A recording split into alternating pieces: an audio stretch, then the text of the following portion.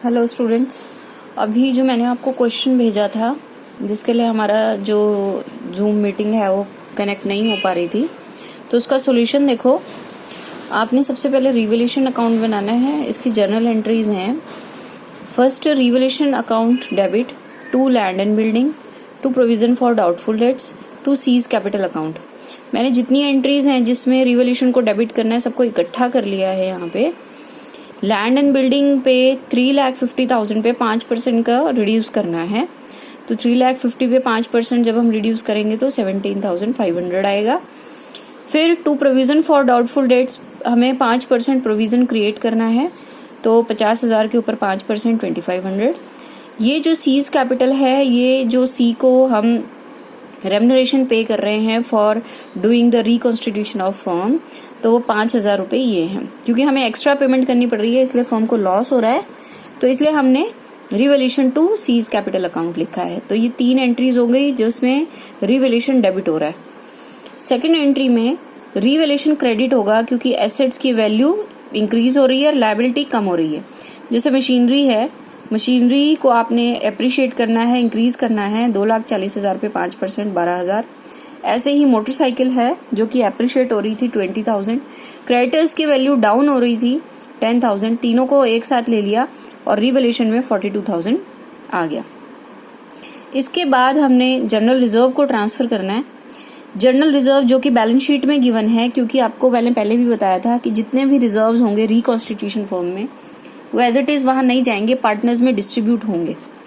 अगर क्वेश्चन में ये लिखा है कि जनरल रिजर्व्स या एसेट्स और लायबिलिटीज की बुक वैल्यू को हमने डिस्टर्ब नहीं करना है या एज इट इज लेकर जाना है, तब आप सिर्फ एक एंट्री बनाएंगे, वो मैं आपको बताऊंगी कैसे करनी है। और अगर ऐसा कुछ नहीं लिखा है तो आप रिवोल्यूशन अकाउंट बनाएंगे, रिवोल्यूशन की एंट्रीज करेंगे, सभी रिजर्व्स को डिस्ट्रीब्यूट कर देंगे। जनरल रिजर्व 60,000 है, ए बी सी में ओल्ड रेशो में हमने इसको डिवाइड कर दिया है। ऐसे ही इन्वेस्टमेंट फ्लक्चुएशन रिजर्व है 30,000 का, जिसमें इन्वेस्टमेंट की वैल्यू 1 लाख थी, मार्केट वैल्यू 90,000 है, तो 10,000 का जो लॉस है उसको हम इस रिजर्व से लेंगे और बाकी जो 20,000 है वो पार्टनर्स में डिस्ट्रीब्यूट हो जाएगा। कल भी मैंने वीडियो दी थी आपको, उसमें चेक करना। तो 10,000 का लॉस इस रिजर्व से ले लिया और बाकी जो 20,000 है वो पार्टनर्स में डिस्ट्रीब्यूट हो गया। तो इन्वेस्टमेंट फ्लक्चुएशन डेबिट होगा, पार्टनर्स क्रेडिट होंगे। अब एडवर्टाइजमेंट सस्पेंस, ये बैलेंस शीट में एसेट साइड दिया हुआ है। अपने अपने क्वेश्चन में देखो, ये जो है ये एक तरीके का मिसलेनियस एक्सपेंडिचर होता है, लॉस होता है, इसको पार्टनर्स में डिवाइड करना होता है।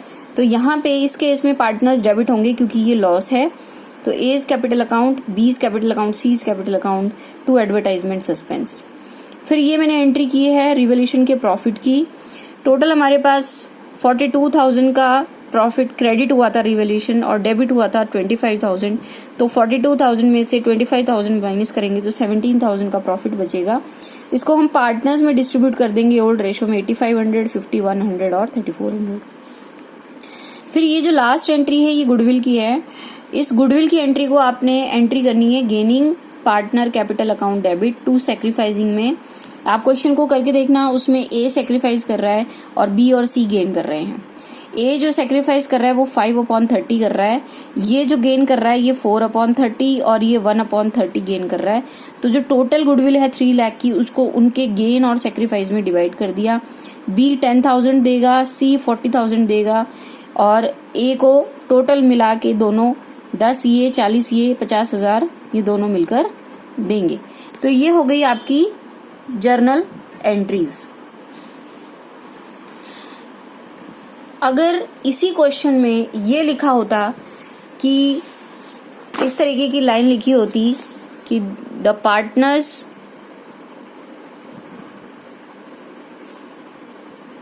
डू नॉट want to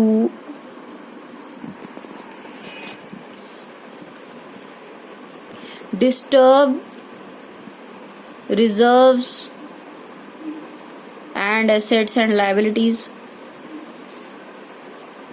या फिर ये लिखा होता कि partners want to carry out the assets and liability at original value.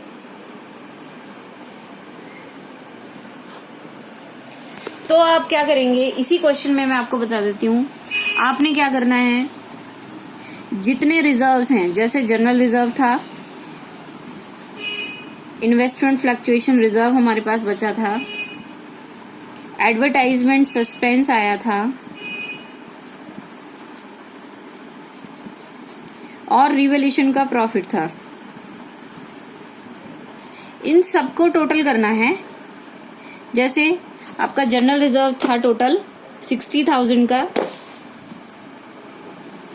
Investment fluctuation reserve हमारे पास 20 बचा था, एडवर्टाइजमेंट सस्पेंस 5,000, ये नेगेटिव है क्योंकि एसेट साइड दिया है, और रिवैल्यूएशन का प्रॉफिट 17,000। इन सबका टोटल करेंगे, सबका जो टोटल है उस टोटल को गेनिंग और सैक्रिफाइसिंग रेशो में डिवाइड कर देंगे। जैसे ये 80 आ गया, 80 प्लस 17 97, 97 माइनस 5 92, ये पॉजिटिव आ गया। इसको आपने एक सिंगल एंट्री करनी है। फिर ये सारी एंट्रीज जो मैंने अभी आपको ये सारी बताई थी एंट्रीज, ये सारी करने की जरूरत नहीं है। फिर आप एक ही एंट्री करेंगे, बस एक इसकी करेंगे और एक गुडविल की करेंगे, gaining partner to sacrificing partner, मतलब BC2A।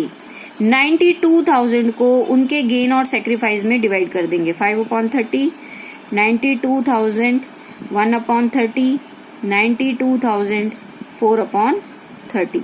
और जो सेकंड एंट्री होगी वो गुडविल की होगी, सेम वो वही रहेगी, BC2A, गेनिंग और सैक्रिफाइस। आप इसको भी इसमें ले सकते हो, यहाँ पे गुडविल ऐड कर सकते हो, 3 लाख की गुडविल है तो 3,92,000 को फिर आप डिवाइड करेंगे 5/30, 1/30 और 4/30 में। अलग से करना चाहो तो अलग से भी कर सकते हो, और एक सिंगल एंट्री करना चाहो तो वो भी कर सकते हो। लेकिन ये वाला केस तभी होगा जब आपको क्वेश्चन में इस तरीके से लिखा होगा कि partners do want to carry out the assets and liability at original value, मतलब पार्टनर कोई चेंज नहीं चाहते, या पार्टनर रिजर्व्स को, एसेट्स को डिस्टर्ब नहीं करना चाहते, या पार्टनर रिजर्व्स को डिस्ट्रीब्यूट नहीं करना चाहते, तब आपने ये वाला प्रोसीजर फॉलो करना है। जनरल रिजर्व, IFR, मतलब जितने रिजर्व्स हैं और प्रॉफिट्स हैं सबका टोटल करना है, गुडविल का टोटल करना है, और उसको गेनिंग और सैक्रिफाइसिंग रेशो में डिवाइड कर देना है। लेकिन अगर क्वेश्चन में कुछ नहीं लिखा है तो आपको फुल फ्लैश क्वेश्चन करना है, सारी एंट्रीज 1 बाय 1 आप सीक्वेंस में करेंगे।